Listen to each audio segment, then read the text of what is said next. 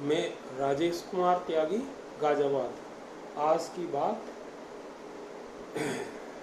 मैं बता रहा हूँ launch of India Middle East European mega economic corridor project. G20 summit में Bharat, UAE, Saudi Arabia, Italy, France, European Union और Germany and USA द्वारा एक कॉरिडोर घोषित की गई है जो भारत से लेकर के मिडिल ईस्ट और यूरोप और यूएसए तक जाएगी। इस परियोजना के मुख्य शहर सम्मिलित होंगे इसमें Mumbai to Dubai to Al Ghuwaifat, Haradh, Riyadh, Al Haifa port है इसमें इजराइल की, नहीं अल हादी था ये सऊदी अरब की, और हाइफा पोर्ट है इजराइल की। पिरेयूस से ये कॉरिडोर दो समुद्री रास्तों से इटली और फ्रांस की तरफ जाएगी। ये corridor silk and spice route का सब्स्टिट्यूट है और चाइना के BRI प्रोजेक्ट को टक्कर देता है। करीबन 20 अरब डॉलर का इसमें खर्चा होगा और ये कॉरिडोर के विषय में पहले से ही भारत के NSA श्री अजीत डोभाल अनेकों बार यूएई, सऊदी अरब और इजराइल में मिलते रहे हैं। विभिन्न NSA से, अमेरिका की NSA से इसमें बहुत अधिक बात हुई, यूएसए की, और सालों पूर्व इसकी आधारशिला इन्होंने रख ली थी। अभी ये प्रोजेक्ट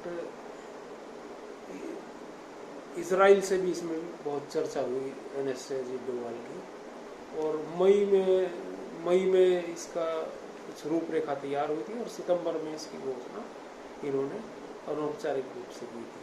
और G20 समिट में इन्होंने पूर्ण रूप से आधिकारिक घोषणा की है। और ये इसकी कुछ मैं कैरेक्टरिस्टिक कुछ चीज़ें बता रहा हूँ, आगे भी बताऊँगा।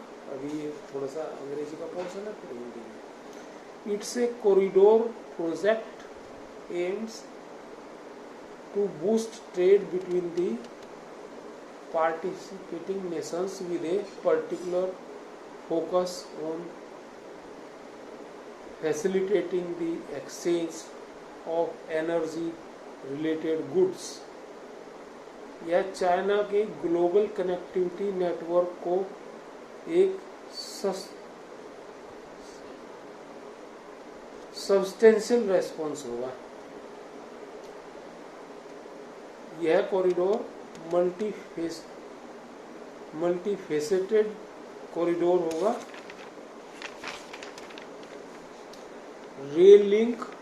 मॉडर्न रेल लिंक विकसित होगा इसके लिए, जो सामान, गुड्स और पैसेंजर्स को, रेजिडेंट्स को, इन पार्टिसिपेटिंग कंट्रीज को आवागमन की व्यवस्था करेगा। इलेक्ट्रिक केबल होगा इसमें, an electric cable ultra modern and efficient cable will be laid to ensure a reliable and efficient power supply, enhancing energy cooperation and sustainability among participating nations। Hydrogen pipeline इसमें होगी, hydrogen pipeline डाली जाएगी। It's a commitment to cleaner energy cooperation and sustainability and reduced carbon emissions।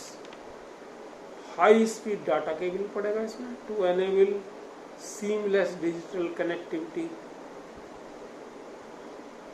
fostering innovation fostering innovation and economic growth. इसके उद्देश्य हैं economic prosperity by facilitating the flow of energy resources,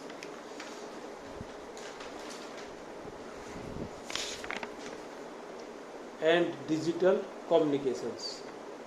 यह corridor आर्थिक विकास करेगी,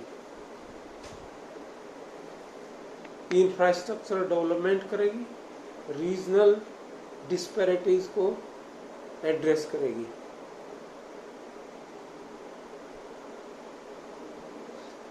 countering China's belt and road initiative, one of the most ambitious counter to Chinese belt and road initiative. Bharat एक manufacturing hub बनने के कगार पर है और भारत का प्रोडक्शन मिडिल ईस्ट, यूरोप से यूएसए तक जाएगा इसी कॉरिडोर से। और BRI चाइना की BRI के मुकाबले यह सस्ता है, सरल है, सीधी रेल समुद्री लिंक है। इसका महत्व है significance of corridor, it opens up new markets and trade routes, boosting India's trade opportunities, supply chain ensuring A stable source of essential goods. इसका स्ट्रेटेजिक लोकेशन कॉरिडोर के रोल को वैश्विक जियोपॉलिटिक्स में मजबूत बनाता है। यह ट्रांसपोर्ट कॉस्ट को कम करता है, 40% तक कम कर देगा ट्रांसपोर्ट और कॉस्ट को, और समय की 40% तक बचत हो सकती है इसमें, ऐसा अनुमान है। और भारतीय व्यापार और एक्सपोर्ट को लाभान्वित करता है। It alliance with India's green goals, promoting environmental responsible developments, job opportunities उपलब्ध कराएगी और इकोनॉमिक ग्रोथ, इंडस्ट्रियल डेवलपमेंट करेगी,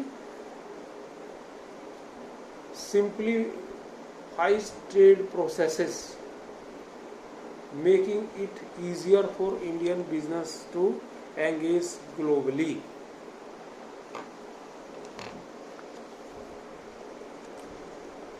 Provides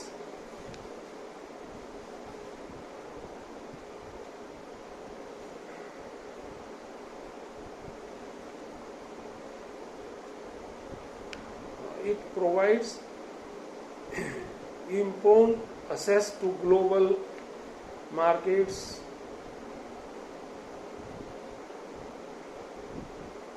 and diversifying the Indian exports.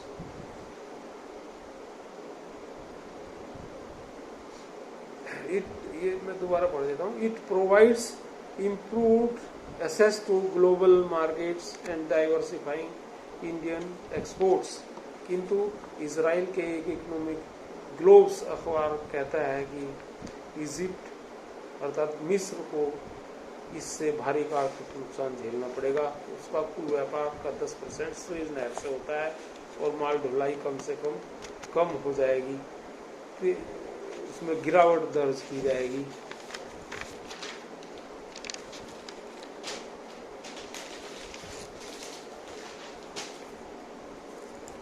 अखबार के एक NISS के वरिष्ठ शोधकर्ता, INSS ये इजराइल का एक इंस्टीट्यूट है, शोधकर्ता योएल गुंजासी के रेफरेंस से उन्होंने लिखा है कि दुनिया का 10% व्यापार और तेल का 7% व्यापार सुएज नहर के रास्ते से होता है, जो मिस्र द्वारा नियंत्रित होता है। लेकिन India Middle east Europe corridor के बनने से वैश्विक तेल व्यापार को प्रभावित करेगा और मिस्र के राजस्व को भारी रूप से प्रभावित करेगा। भारी नुकसान होगा मिस्र को। 2022-23 के वित्तीय वर्ष में सुएज नहर से 9.4 बिलियन डॉलर मिस्र के खाते में दर्ज की गई थी रेवेन्यू, जो गत वर्ष की रेवेन्यू 7 बिलियन डॉलर से कहीं काफ़ी ज़्यादा है, जबकि मिस्र पर 12.5 बिलियन डॉलर का IMF का कर्ज है और उसकी आर्थिक स्थिति पहले से खराब है। कॉरिडोर बन जाने से और भी खराब होगी। हालांकि इजिप्ट मिस्र भारत का एक मित्र देश है, इसी कारण, लेकिन तो इससे कुछ नहीं होता, हर देश अपने फायदे में कार्य करते हैं। इसी कारण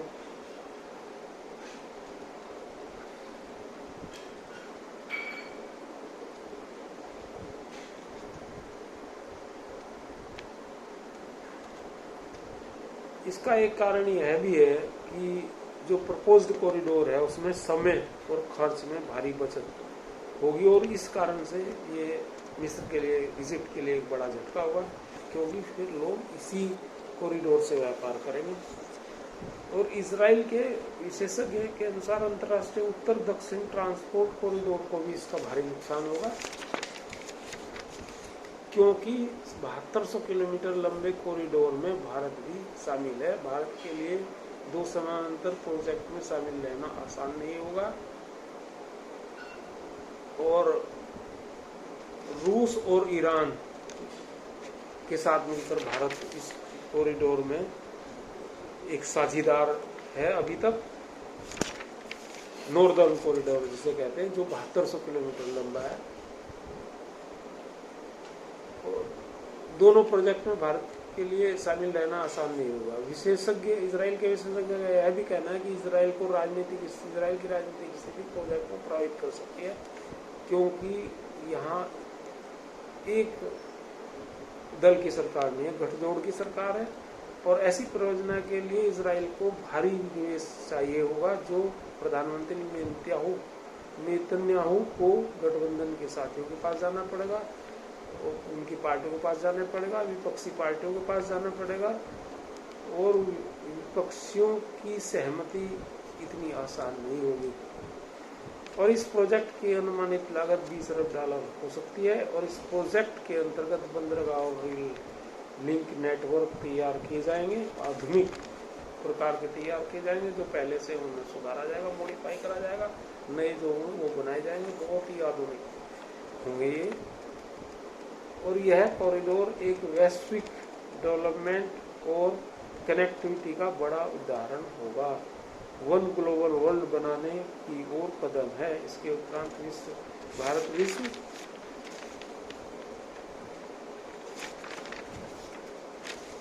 पटल पर छा जाएगा, जैसे अंग्रेजों के भारत को कब्जाने के पूर्व यह मौर्य युग में था।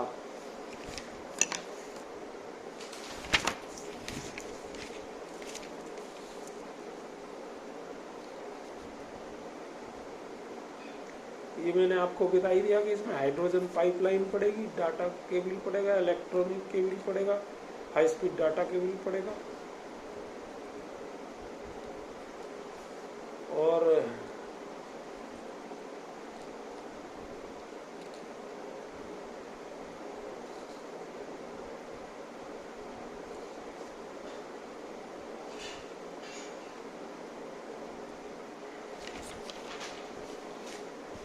अभी एक और लेटेस्ट न्यूज आपको बता देता हूँ। 12 सुखोई 30 MKI की खरीद को सरकार ने मंजूरी दी है। करीबन 5 बजे के करीब न्यूज फ्लैश हुई है, और इससे भारतीय वायुसेना की ताकत बढ़ेगी, बहुत अधिक ताकत बढ़ जाएगी। इन सभी विमानों को HAL द्वारा भारत में निर्माण किया जाएगा। मेक इन इंडिया प्रोग्राम के अंतर्गत बनाया जाएगा, भारत में ही इसका निर्माण होगा। इस रक्षा सौदे में एयरक्राफ्ट और ग्राउंड सिस्टम शामिल होंगे, और प्रोजेक्ट की कीमत 11,000 करोड़ होगी। 60% स्वदेशी कंटेंट लगे होंगे, अर्थात आधुनिक एयरक्राफ्ट होंगे। ये बहुत आधुनिक एयरक्राफ्ट बनाए गए।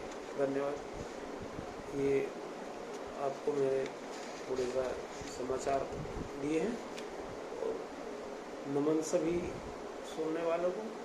जय हिंद, जय भारत। आर के त्यागी, गाजियाबाद।